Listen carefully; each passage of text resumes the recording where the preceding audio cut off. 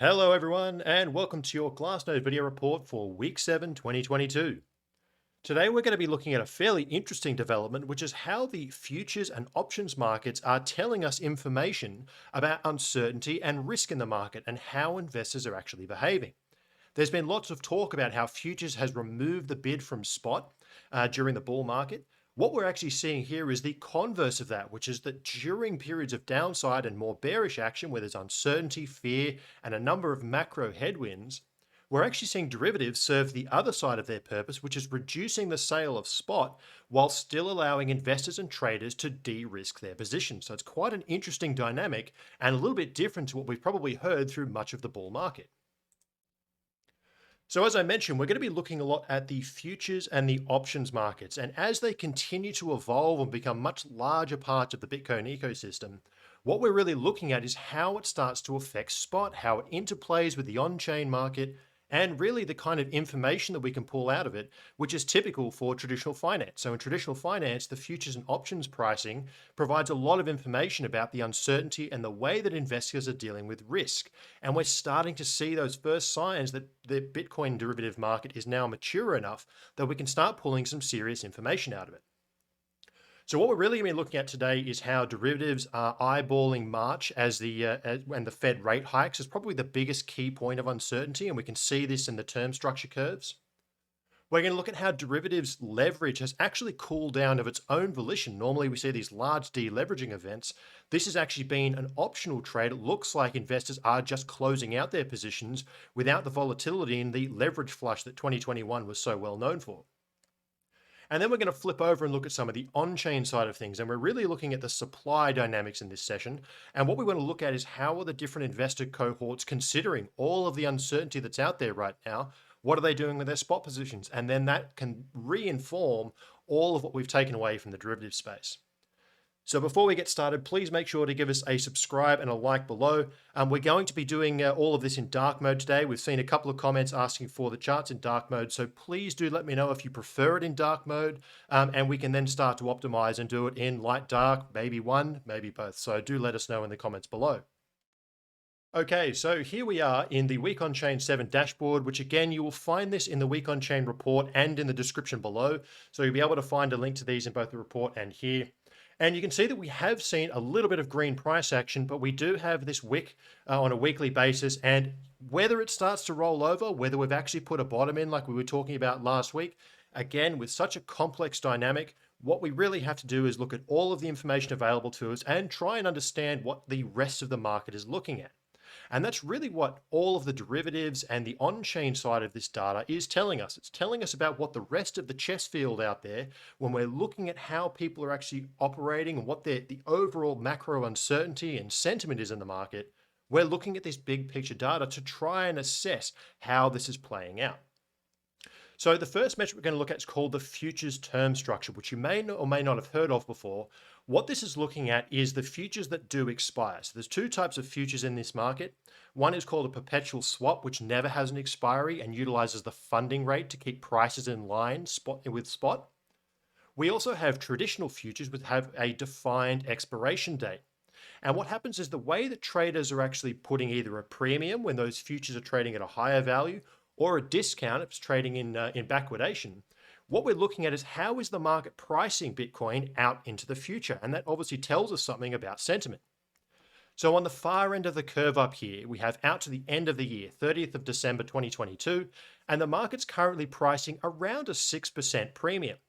So the way to think about that, the market is on aggregate in terms of futures pricing, expecting a 6% premium between now and the end of the year, which over a long time span, it's not really suggesting that Bitcoin's, during the bull market in Q1, we were seeing much, much higher values up above 20%, whereas now we're seeing 6%. So it's a much, much smaller premium. It's showing an expectation of smaller profit over the course of 2022. Now, the other thing that stands out is note how we have a flattening of the curve all the way out to March. This is essentially the market suggesting that between now and March, there's very little price appreciation that's expected. And you can see how severe the kink is. It shows that what's going to happen in March, there must be something. And the most logical thing that the market's trying to price in is the unknown impact of the Fed raising rates. So there's lots of talk about this in the macroeconomic circle that the Fed has to raise rates in order to deal with the inflation that we've been seeing. And really, the market is unsure what's going to happen. It's such a big impact on the global economy and how Bitcoin is actually going to react to that. So we're seeing this in the futures pricing that overall the market is unsure. And that at the moment, we have a flat curve all the way out to March. The market wants to see what happens before it puts on any severe leverage. Now, we can also see this in our futures open interest.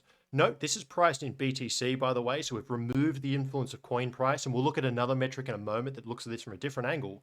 But note how we've seen a significant cooling off of overall leverage. See how we've declined quite substantially over the last couple of weeks? So normally when we see this, you can see it back here on the 4th of December. We can see it here in September, back in June and in July when we had the short squeeze. We see these very rapid repricings, these drops of open interest. This is a result of deleveraging. Too many traders getting forced sold by the exchange or forced exited their position, and we get this immediate closing out of leverage. Note how this curve is much, much smoother. And also in our put call ratio, so this is looking at how many people are buying put insurance or downside insurance versus call insurance, we've been trending higher at the same time that our open interest in futures is declining. So this is actually speaking to people are buying downside insurance at the same time as they're closing out excess leverage in the futures market. Again, it's speaking to this uncertainty, the desire to buy downside insurance and really hedging out risk. So what we're seeing here is the futures and options markets providing investors with an opportunity to hedge their risk without necessarily having to sell spot. If we go back to the previous market cycles, 2017, 2013, the only way investors could de-risk their position is literally selling their spot positions. Whereas now there's tools to actually buy insurance and use futures to actually manage risk, which really is a huge ticket to why institutions are starting to enter this space. They have the tools available to really manage their risk in ways that they haven't been able to in previous cycles. So it's a bit of to and fro that we see these interplays between the spot and the derivatives markets. Now, what we're looking at here is the futures open interest leverage ratio, which you'll find in Workbench as a preset futures leverage ratio down the bottom here under the derivatives category. Now, I mentioned that we were going to look at the open interest as a different type of frame of reference. Now, what we have here is the amount of open interest divided by the market cap. So I've mentioned this in previous videos. As an engineer, I look at things in terms of how big is the object that we're trying to move, the market cap, and what's the thing trying to disturb that? It's the amount of leverage that wants to disturb the system. So what we're looking at is how big is the disturbing force when it's very, very high relative to the size of the thing it's trying to move. We have these large open interest and it creates these large downside moves. We get this flush out. This is what we see the deleveraging events when lots of people are being closed out of their position when they really didn't want to be. They're getting liquidated out. Now note, we see the same effect up here when we get to about 2% of the market cap. So the open interest is about 2% as big as the market cap. That's generally where we get into this higher risk zone, high probability of a leverage flush out. And we've been talking about this over the last couple of videos. Maybe we have to see some kind of a deleveraging event. Now, what we've actually seen is traders naturally closing out their position down to just above 1.75%, which is where we were after the December 4th deleveraging. We got even lower down here in September, lots of traders closing out their positions. We were down here during the after the May sell-off. So you can see that this generally represents a lower risk of any kind of major flush out. So overall, this is a net positive. This is showing that traders are being a little bit more sensible and not opening up 100x longs, 100x shorts, and piling on leverage when the world is in such an uncertain state. So again, it's showing a bit of a maturity of the market starting to step in, which overall is excellent to see. It is a healthier system. And again, it gives institutions and these larger players more confidence that we're seeing the tools available for them to hedge risk without having to necessarily buy and sell spot. So with that said, that's the derivative setup. We know there's uncertainty out to March, and we can also see that quite clearly investors are buying put insurance and they're closing out leverage positions. So that's what the futures and options markets is telling us. So now let's go to the on-chain and the spot markets to try and understand what's happening there. Are we also seeing investors de-risking? Are they selling their coins? Or are we not seeing that? And this is where things get very interesting. And you may have heard during the bull market that futures are taking away the spot bid. If people, rather than buying spot coins, people have been buying futures. And that is true. But that also works in the other way. During a bear market, people would normally have to sell spot to de-risk. Whereas now we're seeing that the derivatives are providing an opportunity for people to de-risk without selling their coins. So what we see here is our balance on exchanges. This was our May, June, July period. We've talked about this, about 160,000 coins flowed in. It took a long time for hodlers to absorb this supply and get us back down to these multi-year lows. During this correction, however, same magnitude, more than 50%, and we continue to see coins outflowing. In terms of the magnitude, we're talking about 49,000 BTC per month in outflows. And you can see the significant inflows that we had during the May, June, July period. So we're seeing just a very, very different style of character. You would expect that during previous market cycles, when there's uncertainty, as we had here, where China was kicking the miners out, we essentially saw lots of coins flowing in. People were de-risking, selling their spot coins. And we're just simply not seeing that yet, which is quite interesting and very, very different to what we've seen during previous market cycles.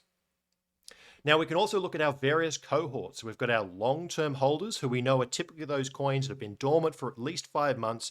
They're less likely to spend on a statistical basis, and typically speaking, they represent coins that are likely to be hodled. And we have their counterpart, which is the short-term holders. These are coins that are more liquid. They've moved around more recently. They've been recently withdrawn from an exchange. And typically speaking, when someone's cost basis, when they've recently purchased a coin, they're more likely to react to a scary candle or a candle that's going to give them some kind of profit, and they just want to take something out of the market. So the long-term holders are more likely to stay dormant. Short-term holders are more likely to spend in the face of volatility. Now, normally what we see is as prices come up to all-time highs, we see that long-term holders start to distribute. Here we are back in 2020 and 2021, where we saw exactly this. During the bull, long-term holders distribute their coins, and then when we get to the final topping pattern, they return back into long-term accumulation. Now, we all-time high'd in October and then again in November, and like clockwork, long-term holders started selling, but then stopped, which is very interesting. If this had have continued, there's a good probability that we would have seen this distribution cycle. We entered back into a bull, but we just didn't see the demand follow through. So rather than long-term holders actually saying, well, that's it, it's all over, and start selling, interestingly, they stopped selling their coins. Now, remember, there's always coins that are migrating from short-term into long-term holder status. There's always this flow of coins getting older than 5 months. But there's also some long-term holders that are selling them or spending their coins. So what we see with this plateauing is it's basically saying that the coins that are going in are matching the coins that are being spent out. So it's kind of a net equilibrium. There's not really much going either way. It's showing that in general, there's way more hodling going on, but there's also kind of a balance. So the coins that are going in equal the coins that are coming out. So it's a bit of an equilibrium, so to speak. Now, we can also see that short-term holder coins are very similar. They're a little bit more in an uptrend, but generally speaking, they're at multi-year lows. It's fairly small in terms of the short-term holder supply. Now, one just thing to note is that long-term holder supply plus short-term holder supply plus balance on exchanges equals circulating supply. So long and short-term holder supply does not include exchange flows. So what happens when a coin gets withdrawn, as we're seeing, from an exchange?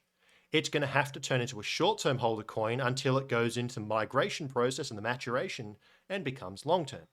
So the reason why we have a slightly higher up tilt in our short-term holder supply is actually because we have on net exchange flows flowing out. You can see that the curvature down on balance on exchanges is roughly similar to the supply up in short-term holders. So it's this interesting equilibrium. We're almost at this nice little balance. And generally speaking, when we look at these 4 charts in combination, it's quite constructive. It's not showing a serious demand like we saw back here in 2020. It's not looking like all-time high bull level demand where everybody must buy right now. But it's also not looking like we had in May, June, July, quite the opposite, where we had a massive inflows. People panicked and sold. So we're seeing this kind of semi-bullish undertone. It's not yet really all-time high potential, but there's demand there. So it's showing that kind of nice little equilibrium, and really the market has to continue to prove itself, and it more pushes to this could take some time to play out. Until we really see this change really positive or really negative, it's probably more sane to expect kind of a sideways and volatile, choppy environment as the market tries to find its equilibrium over time. So it just takes time for these things to play out. Now, we're also looking at various supply sinks just to understand what different cohorts of the market are actually doing. Now, what I've got shown here is the supply held by entities with a balance of 1K to 10K BTC, so very, very large holdings, and entities with 100 to 1,000, which again are still very, very large holdings, but obviously 10 times smaller. Now, there's been lots of talk about what are the whales doing and how are these different larger cohorts actually treating their coins. And what I really want to show here is there's quite a bit of nuance required when studying these wallets. When we're looking at holdings that are less than 1 BTC, which is typically more retail individuals, I find that those supply dynamics are much, much easier to track. It makes sense. You can see dollar cost averaging, and you can see when that accelerates or they start spending more. Once you move into the whale cohorts, it is a lot more complex and a lot more nuanced and much, much harder to do. And the reason for this is because a single whale could have many 100 BTC wallets. They could also have many 99 BTC wallets. They could have a handful of 1K or a handful of 3K, or they could break down that 3K wallet into many 500 wallets. It's such a complex thing to track between what these different whales are doing and how they actually manage their wallet. So let's jump across to a workbench chart where we can really explore this in more detail. So what I have plotted up here is in the pink level, we have our supply held by the very large whales, 1K to 10K, and then the blue is our 100 to 1K.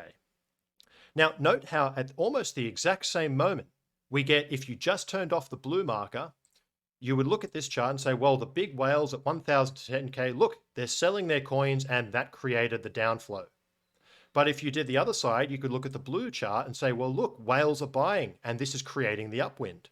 So if you look at both of these individually, you would come to the exact opposite conclusion and both are wrong. What we're actually seeing here is at the exact same moment, whales, whether it's in custodians, whether it's individuals, would have to really get into the node itself and study all of these transactions individually to fully understand what's going on. But what we can generally see, big picture, is that the wallets were being broken down from these 1K to 10K sizes, and you can see there's almost an equal and opposite increase in smaller wallets. Now, if you think about this, if you were a whale yourself, congratulations. What you don't want to spend, if you want to spend 1 BTC, you don't want to move your whole 10K stack, because then your whale alerts go off and everybody gets scared and spooked. So you would be much more sensible to break it down into smaller wallets that just get spent and nobody notices, gets kind of covered up in all of the daily noise. So what we can see is that we're seeing very large wallets being broken down, equal and opposite, into these smaller wallets. So overall, if we look at this from this point of actual transition all the way through to today, which by the way, note how these have come and actually met at the middle. So what we're seeing is that the same amount of supply is held by both of these cohorts. What we're actually seeing is that over the course of this is more than a year, there's about 32,000 BTC that have left, been spent out of these two cohorts. Where have they gone? Not really sure, but if we think about that in scale, over the period of an entire year, let's assume that they were all sold, if whales have sold 32,000 BTC, well, at the moment we've got 50,000 BTC flowing out of exchanges per month. So over the course of an entire year, whilst 32,000 BTC is a large number, in aggregate, over a period of a year, with the current demand, which is arguably inside a bear market, it's fairly small. So I think that the takeaway message from this is it requires lots and lots of nuance, and you really need to understand the data that you're looking at, and also not get confused between the supply held by entities and the address count, which is another metric. How many addresses hold those? And that's not the same as the number of coins that are actually held. So that's just a bit of nuance, something to take away, something you may not have seen before in terms of actual wallet management. Generally speaking, from my experience, looking at whale wallets is much, much more complicated, requires a lot more detailed analysis when you're looking at wallets that are under around 1 BTC, because that's more human behavior, individuals, and probably when you look at that data, you may even see your own behavior and what you're doing on a day-to-day basis reflected in that wallet cohort. Much harder to do that with the larger balances. So the last thing we're going to look at is actually our two different supply sinks that we have in action. We've got our balance in miner wallets. So miners are obviously a core part of the ecosystem. And what we're really looking at here is overall, what is the miner spend? How many coins are still remain inside miner balances? Now you can see here that we're about 1.8 million in terms of total supply, obviously with moving around day to day. Bear in mind that this includes about the million coins by Satoshi which is the assumed Satoshi miner. So all of this is included because they're unspent from the original point of being mined. So you can take off about 1 million coins here reflecting those Satoshi coins. So we're talking about 800,000 coins that are held by known mining entities. Now you can see there was a fairly substantial distribution during the bull. A lot of these coins were spent and sold. This is obviously when larger institutions are coming in, so there's large bids coming in at the start of the bull market. Miners have an opportunity to offload very, very large sums of coins, whether via OTC or via exchanges, because there is the demand there to fill it. Now what we can see is that after that initial sell-off, as we started to form the topping pattern, you can see here that we've started to form a low, and miner balances has over the long term, over the course of 2021 and then into 2022, started to increase. Now, in the newsletter itself, we actually unpick this and look at which mining pools are actually dominant for this, and a large part of this accumulation is actually Binance pool. A lot of the other miners are generally flat, more or less selling whatever comes in, but Binance pools are responsible for quite a large amount of the overall accumulation here. Now, from this low point here in March all the way through to our current period, if we look at the actual difference in coins, it's around 30,000 coins. Or if we look at that in comparison to how many coins were actually mined, we're talking about 7% of their supply, or 7.3%. So that means that miners are essentially selling something like 93 or 92% of the coins they mine to cover their expenses. So it's kind of shown that there is net accumulation in terms of their balance. But in terms of the amount of coins that they're mining, there's still the vast majority of them are being spent back into circulation. Now that's likely to change as more miners move into North American markets where they have better capital structures, they have opportunity to sell equity and debt in order to pay their bills and hang on to more of their coins. So we may actually start to see these dynamics change and evolve over time as the different geolocations of these miners evolves. Now, what we also have is our ETF holdings. So these are all located in Canada. There's 3 ETFs that we follow at the moment: the CoinShares 3IQ, the Purpose Bitcoin ETF, and the Bitcoin Fund wBTCU. Now, what I'm going to do is jump across to Workbench and show the chart where we're actually mapping all of these together. Because if you look at a single chart, it would look like there's very little demand. But we have to remember that these ETFs are actually competing with each other for capital inflows. They have different fee structures, they have different representations of their holdings, they're individual products that are competing. And when we look at them all combined, we can see that in aggregate, the amount of coins that are flowing into Canadian ETFs has been on the rise. It has been in an uptrend. We can see that we had a fairly substantial lull in overall activity as we had the sell-off in May, June, July. It took the August and September rally to really reconvince the market to start stepping back in. It pushed back to almost where or just above where we were before the sell-off and has since been plateauing. So again, we have to look at these things in aggregate. And particularly as more and more ETFs come to market and we start to include them, we can look at this big picture institutional flow as well as retail. And this will also be across different geographies. If we do start to get a US or in different nations, we start to get these ETF products, we can look at them all in combination. Now, the last thing we're going to look at is the wrapped BTC balance. And we can see that this has more or less been in a fairly strong ascent. Now, this is currently sitting at 261,800 BTC that are wrapped. Now, these are coins that are ERC20 tokens on the Ethereum network. And what we're really seeing here is there is a demand for BTC. It's about 1.43% of the total circulating Bitcoin supply at the moment has now been wrapped on Ethereum and is now being deployed in the various DeFi ecosystems. So there's all sorts of these other mechanisms that's starting to create sinks for Bitcoin where it's showing up, different interesting balances we can look at on chain. We've also recently introduced the Mt. Gox balance, so you can see that the Mt. Gox coins and how they're moving around. And we also have things like Lightning Network, which continues to grow. So the analysis of all of these things is going to continue to get more interesting as we have more places for Bitcoin to live, more locations, and more places that we need to really study and understand whereabouts we are in market cycles and how coins are moving through the system. So to close out, what we've seen is a very interesting example of how derivatives are offering us an insight into how the Bitcoin market works.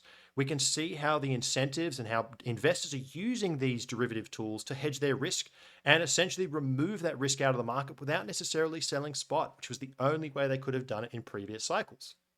So really, the derivatives, whilst they may dampen demand on the upside during a bull, it works the other way, where it's actually softening the sell side during a bear market because there's more instruments which they can use to manage their risk.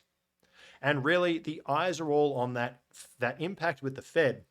And really, we're seeing the futures curve telling us that March is the time to really be paying attention. Meanwhile, we're seeing that overall investors are generally hanging on to their coins. We're at this somewhat of an equilibrium in the on-chain and the spot markets. So the coming weeks and months are going to be very, very interesting to study and analyze, and I look forward to doing it. So thanks for tuning in again. Please give us a subscribe and a like. Do let me know if you enjoyed this content. If dark mode worked for you in this session, we can start to do more like that. And I look forward to seeing you next week. Cheers.